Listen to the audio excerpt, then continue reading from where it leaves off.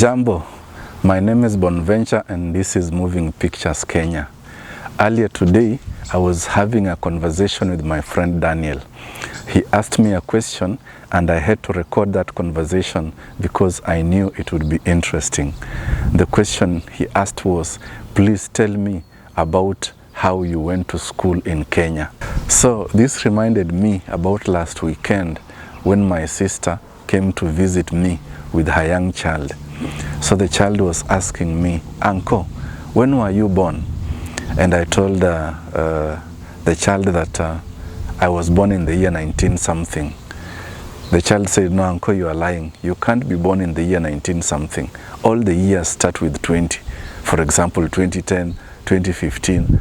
So here is my conversation with my friend Daniel. Yeah, so my schooling in Kenya, maybe I'll take you first of all through the systems. In Kenya, sometimes it depends on the government that is in power, okay, that determines what kind of system of education they have.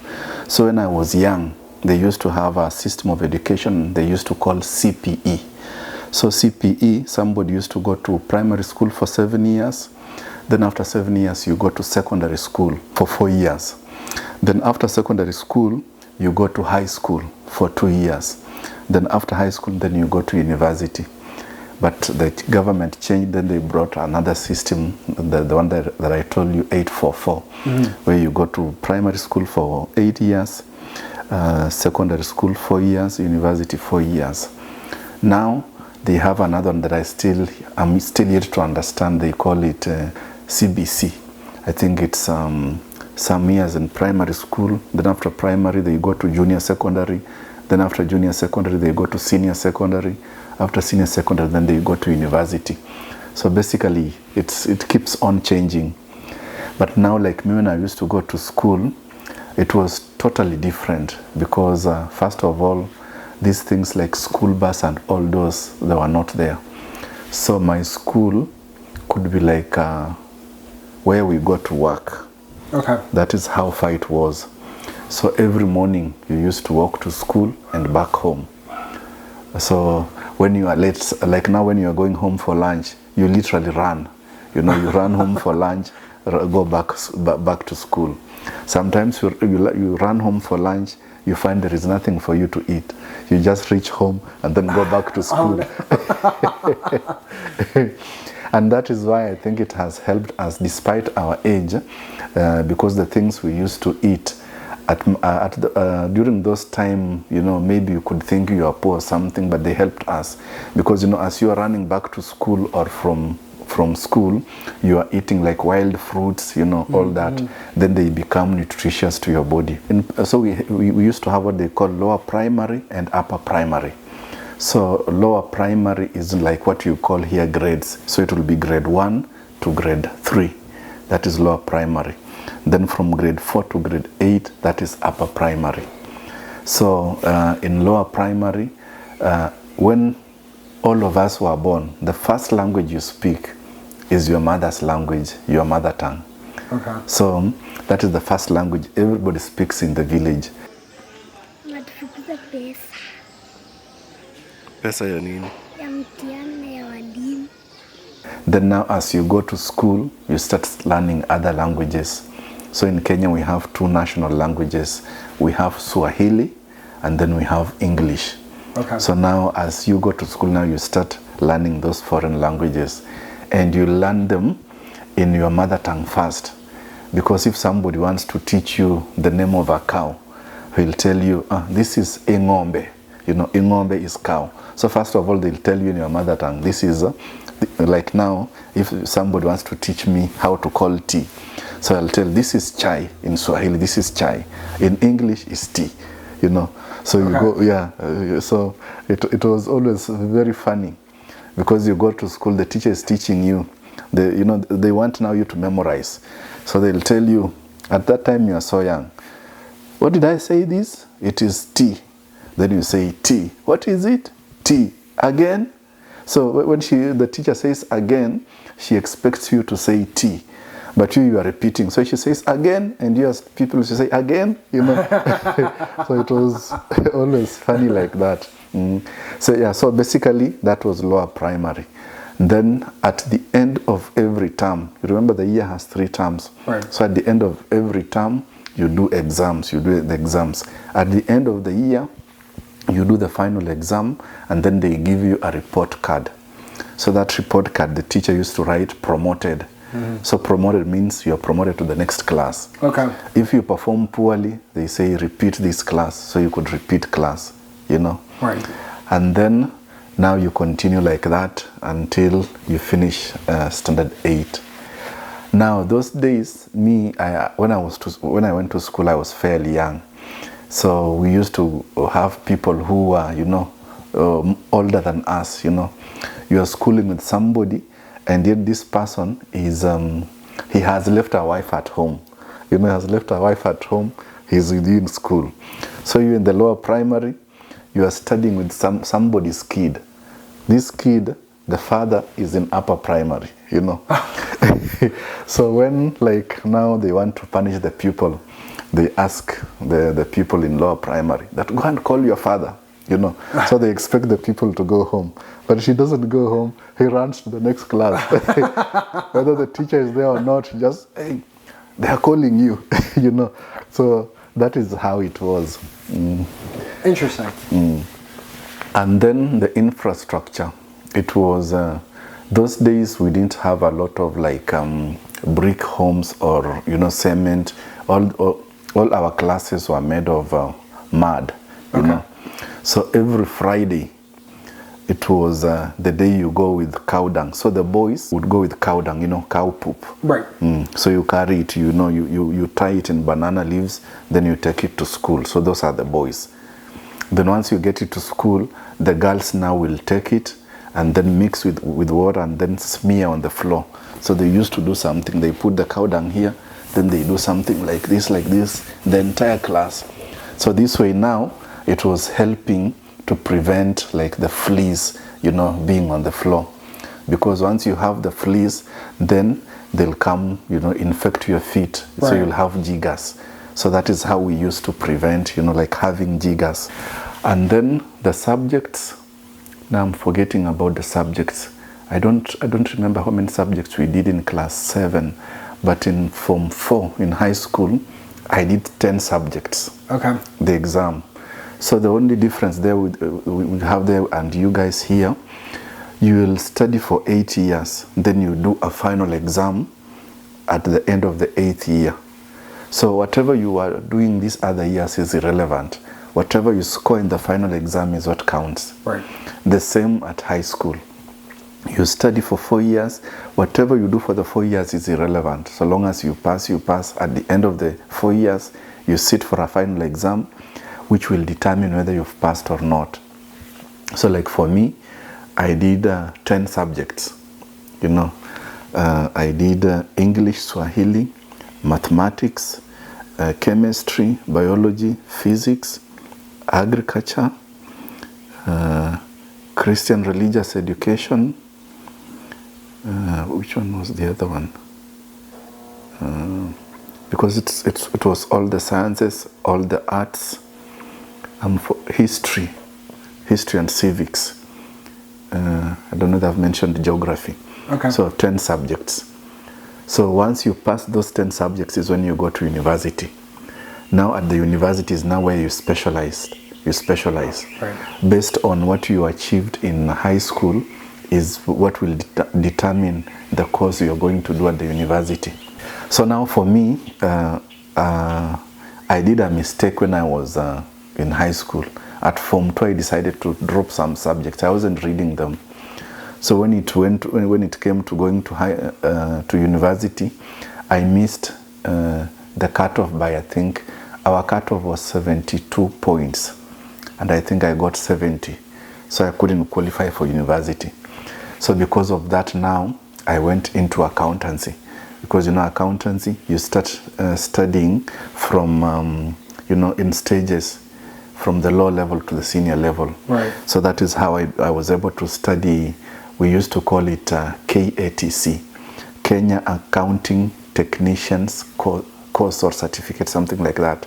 So once you pass that, then you go to CPA, certified public accountant of Kenya. It had 3 sections. So after I finished my CPA is now when I went to university.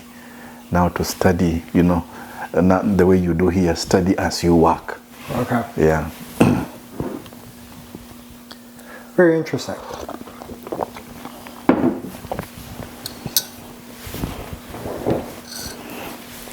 And then those days, I don't know whether you have that thing here, but those days it was in Kenya, for you to pass the exam, there was, corporal punishment. There is the, where you can, So like, were it not for that, we couldn't have passed mathematics.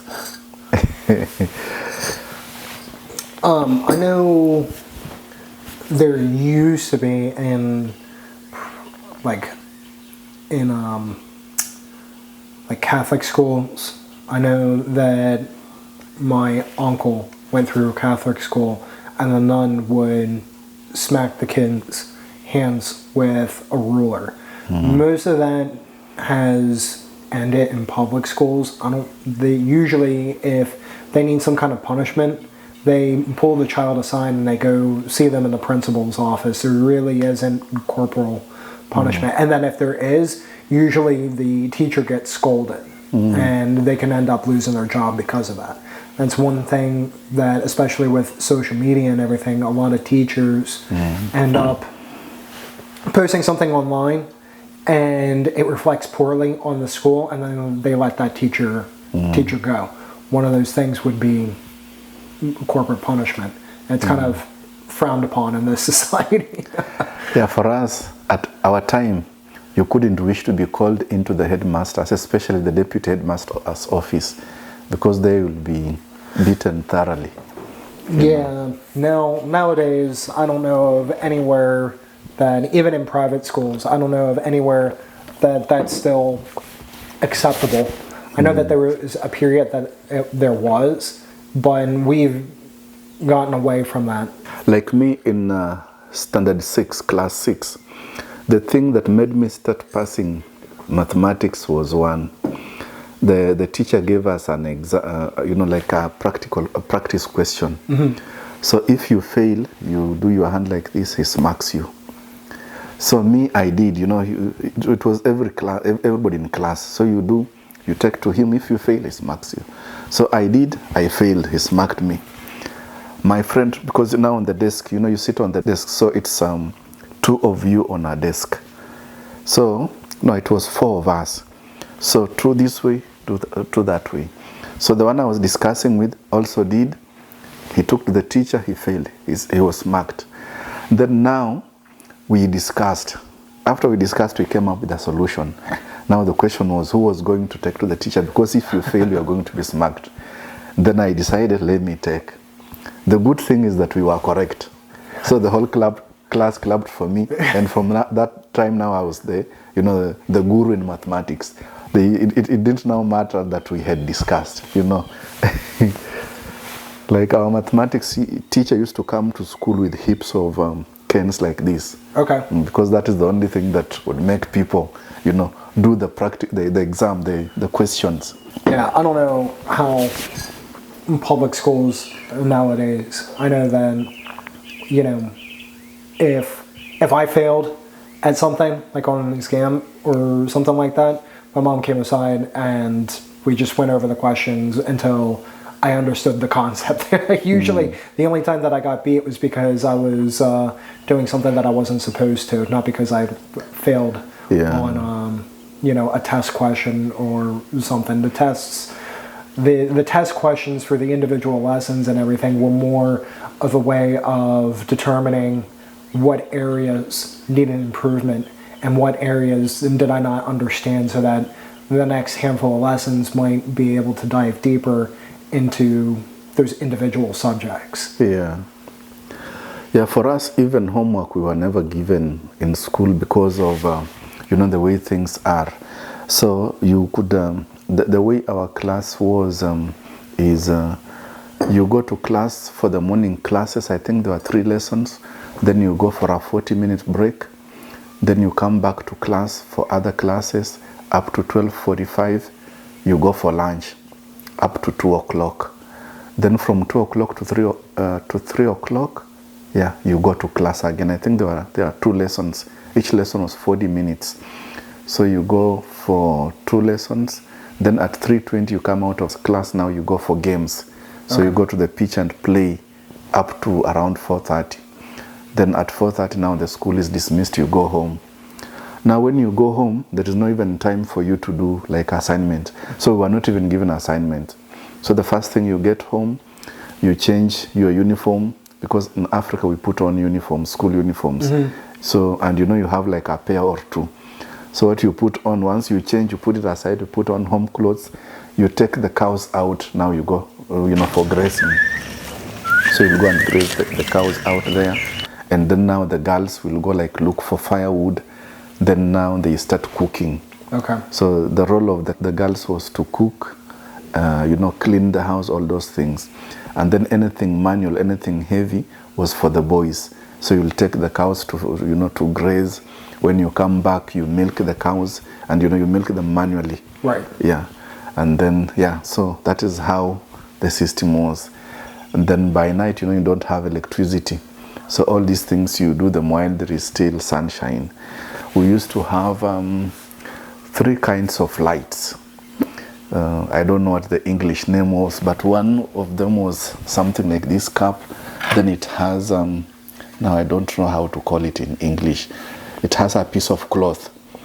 So okay, almost kind of like a wick. Yeah. So this, it will be filled with kerosene. Then it is sealed. So this is where you light. Yeah. So this particular cloth, as it sucks the kerosene, it lights. Then once you want to sleep, you switch it off like that, and then you sleep. Okay. Those who are well off, they used to have the lanterns, where you have that light that looks like this with a glass. And then those ones also used to use kerosene. Yeah. But for those who are well off, then those who are now even better used to have, I don't know how to call it, we used to call it Optimus. So that one used to use, here you call it alcohol, as in Africa we call it spirit. Okay. So when it lights, it does something like, the light was very powerful. Okay. So that one you can only borrow it from the neighbor's place, like if you have a funeral. Now that is what will light the home. Very cool. Yeah. These other things like tables, I don't remember. Now I can't sit like that.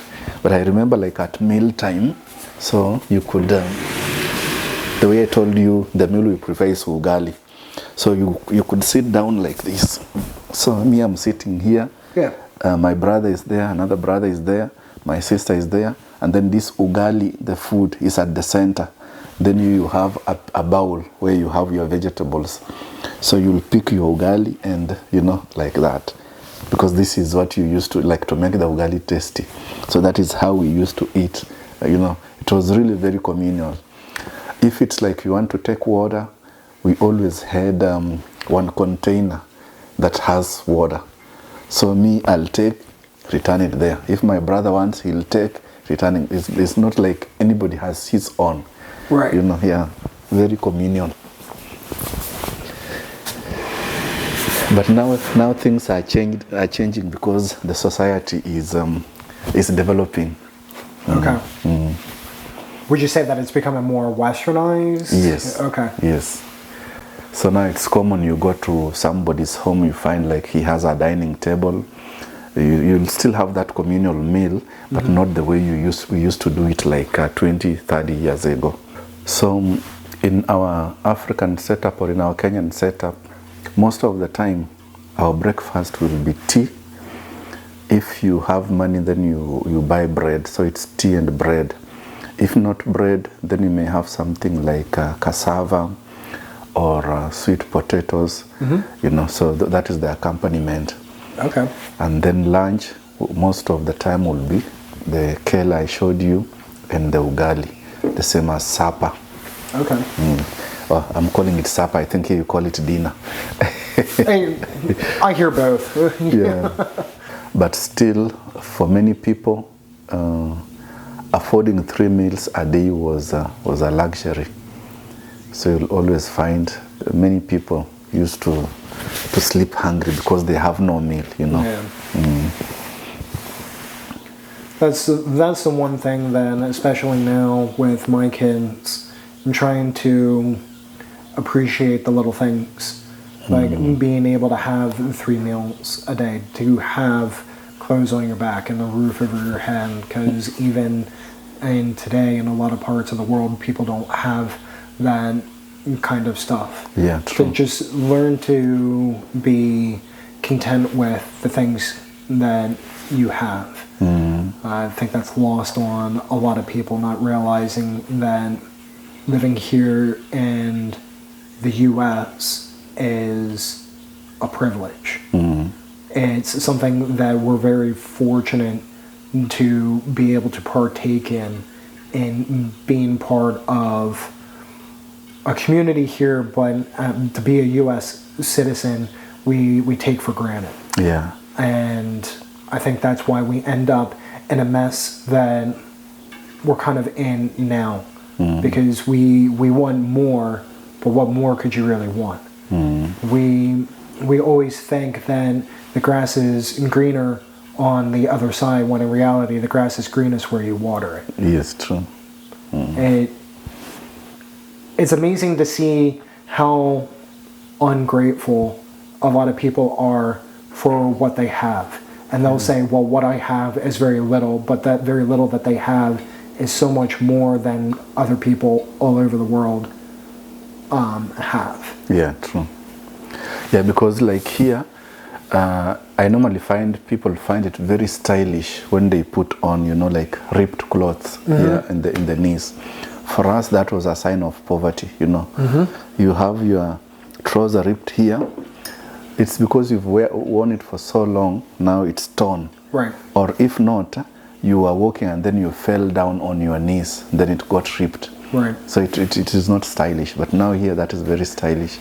That wasn't always the case. I know, like my mom's generation, I remember my mom saying that, you know, you went to school with ripped jeans. Like that wasn't the fashion back then. It was a sign of poverty. Yes. You know, back then. But now you buy jeans that already have holes in them. They come pre-ripped. You know, I don't know how much of that is just social engineering, just that changing of mind, that you're buying damaged clothes and you think that that's the fashionable thing to be, when the rest of the world would look at you and think that you're living in poverty. Yeah. When in reality, you paid probably $100 for those jeans to have those holes in them. Yes. But yeah, my day to day, you know, I'm almost embarrassed. Seems like I'm too strong of a word to even talk about it. Like, because like growing up here in the U.S., like I had 3 meals a day.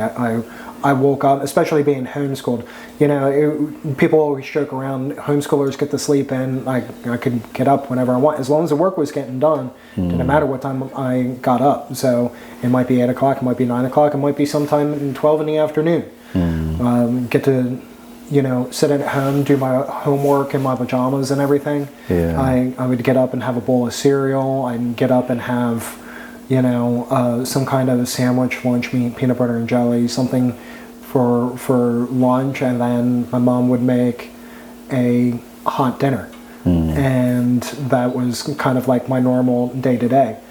And throughout the week, we would have different things. So like Monday, I was part of the Boy Scouts of America, more towards my high school years. My brothers were also a part of it, so they had a fuller experience than I did. I was only in Scouts for maybe 4 or 5 years, and maybe a year or two of that once I turned 18 and I aged out of Scouts. I volunteered a little bit, and I also helped a lot with doing summer camps for a number of years. So Mondays would be Boy Scouts. Towards the end of my high school years, Wednesdays was a co-op where we would go and my brothers would sit through a class and I would teach a class. I used to teach physical education for second graders, third graders, and I built a something of a curriculum based on the U.S. standards and put those together and knew what I needed to give to the parents, so to give to the evaluator. Fridays was bowling. I used to bowl a good bit for years. Originally, my family's from in and around Philly. Okay. So we moved to York in 2000. And that's how we kind of learned more about our community in this area, was finding the York Homeschool Association, getting involved in sports. So me and my brothers, we bowled. Like I said, they used to play baseball for a number of years. I played soccer in my younger years, but I only think that was only for like a year or two, and then I stopped. And then anytime then there was something going on, we would just be a part of, but that was kind of our normal week. My dad would work day shifts, so when he would get home around 4:30, that's usually when the school books went away. We would sit down and have dinner together, and then we would just spend the evening.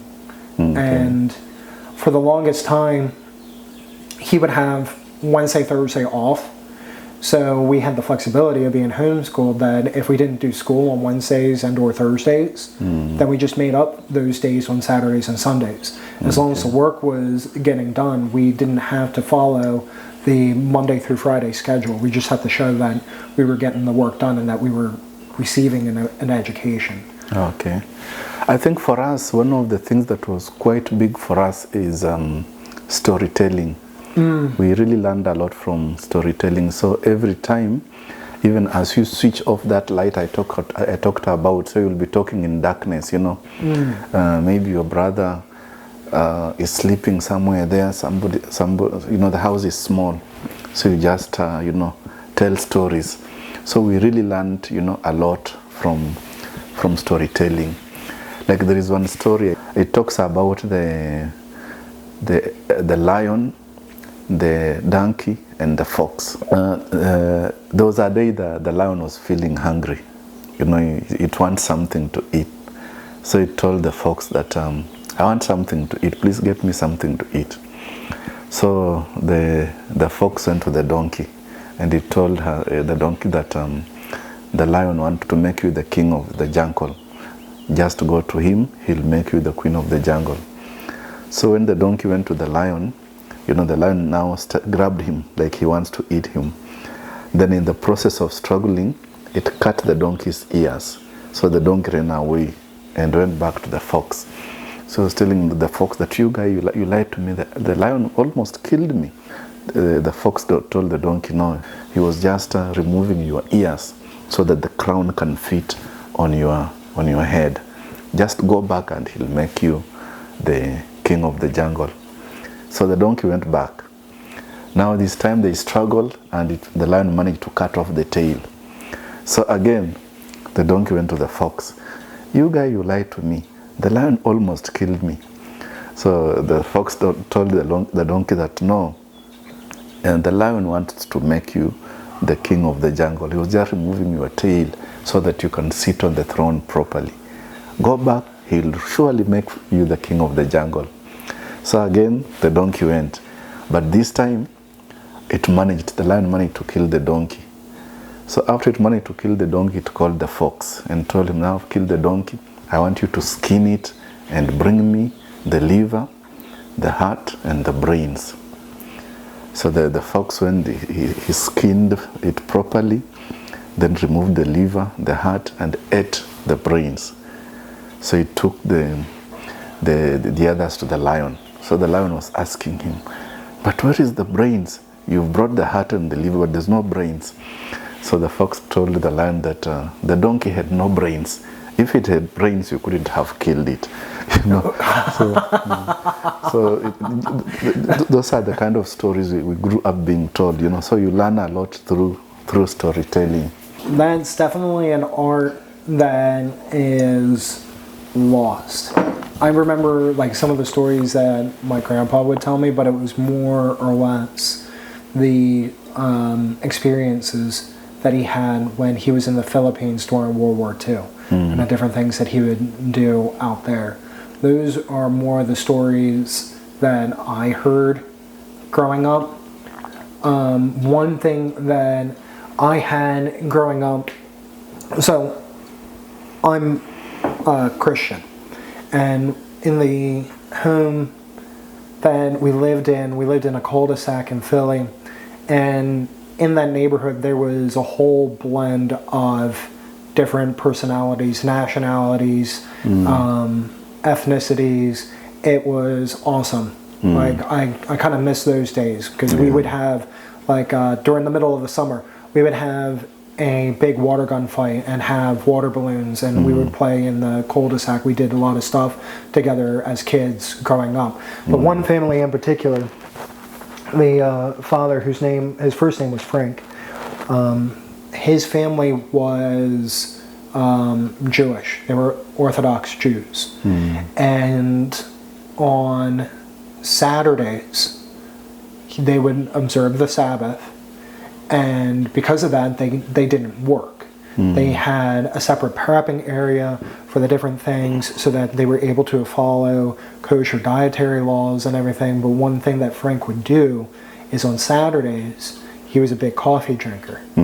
He would come over to our place, and my dad would make him a pot of coffee because Frank wasn't able to do it himself. And then over a cup of coffee, they would talk about their differences. And seeing that growing up, seeing and having the people having discussions about disagreements that they have, and leave friends and then come back the following week and do it all over again, you know, that had left an impression on my life. Those are the things that I've had growing up, is people having those discussions. And over the years,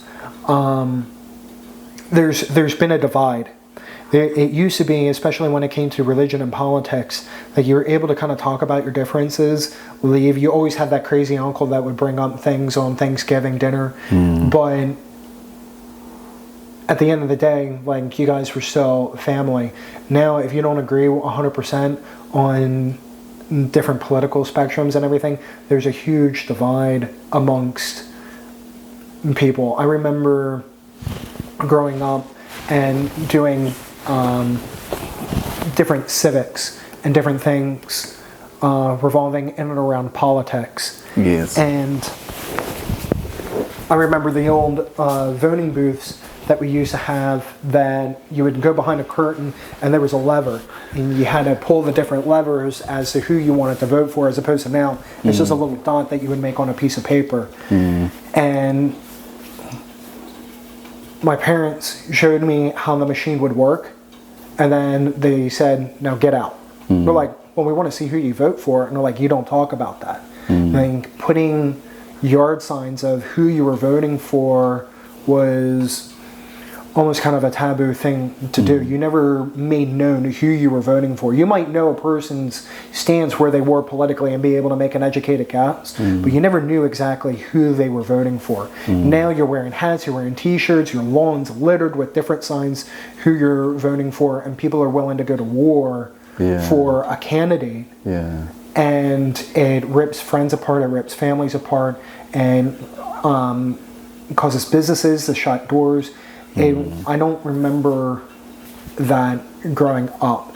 And following politics for as long as I have, I remember that really started to change in and around Obama's first presidency. That was when I noticed a big shift and a big divide. And ever since then, that divide has grown more and more and more and more, and has driven society apart. Identity politics is one of the most dangerous things I think that we've adopted as citizens. That you vote straight Republican, or you vote straight Democrat, or you vote straight independent, whatever the case may be, because that's just who you vote for, instead of finding the candidate then vote. actually deserves your vote, that aligns the most with your values, but instead you vote on party lines, and now we're kind of in the mess that we are today. And I think a lot of that also has to do with the things that are taught in classrooms. We don't understand history. We don't understand why we are a constitutional republic that uses, democratic means of producing laws and being able to run our governments. We don't understand why those things were put into place. We don't even understand how those things work. And now we're just kind of in that mess. And the only way I think to be able to fix that is for people to learn to be able to come together, talk about their differences, because I think at the end of the day, everybody kind of wants the same thing, right? True. They just want to be able to live here, live peaceably, and be able to go about their life without anybody really interfering with their day-to-day. Yeah, true. I would love to get to a point where we come together as a community with the phones, the smart devices, the computers, all that stuff as a way, and be able to get together and be able to tell those stories, to be able to learn from each other's past mistakes, and being able to work together as a community to produce something that's better for future generations. Yeah. Here you guys are, as much as there are those political differences, but you are a bit better because you have two political parties. In Kenya, we have a population of about slightly more than 50 million, but we have more than 300 political parties. And then the country has 42 tribes. So each tribe, it's like it has a party. So whenever somebody wants to run for a position, he'll first of all, create a party, then try to make the people of his tribe believe that now it's their party. So you'll find the biggest tribe will always be in power because they pull their votes together. Right. So, and then now at election time, you may find they now whip those tribal emotions so that people think it's this tribe against the next tribe. Interesting. I didn't know that. Yeah. How do the processes, how do you go about voting in someone different into office? Do you go to a central location where you vote for those individuals, or how does the election process work?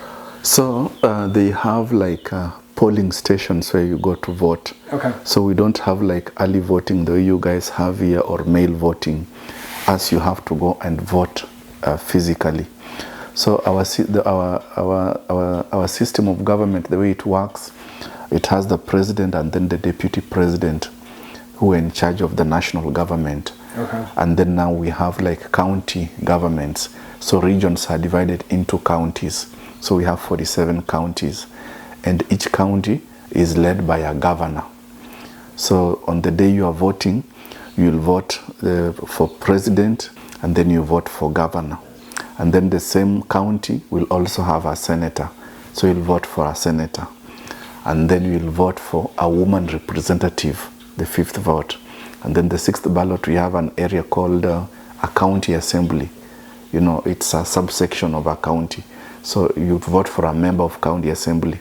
So when you go to vote, you are given 6 ballots. Okay. Then you vote for the person you want. So you can imagine now with all those political parties, with each party having a candidate. So the presidential ballot paper would be a booklet, Then you look for the name you want to vote for, So it's usually that complicated. I think maybe because elections in Africa are never won fairly. They always try not to automate, right? Because they know if they automate, then things will work smoothly. So they have to, they make sure that somebody does it manually. Right. And then the politicians are crafty, because they'll tell you, if you want to vote for them and you don't want to vote for Bonaventure, if you see Bonaventure's name, just put an X there. Then it shows that you don't want him. So the people who have not gone to school, they'll see my name, put an X. without knowing that they are voting for me. You know, they leave you but put an X on my name. Then they'll have unconsciously voted for me. Or if not, they put an X on my name and put a tick on your name. Then when they look at the vote, this one is spoiled because they don't know whom you voted for. You know, so politicians are usually that crafty. Yeah, I could see that, you know, a politician being crafty, like you don't say. Yeah, so that is our African politics. I think I can switch this off now.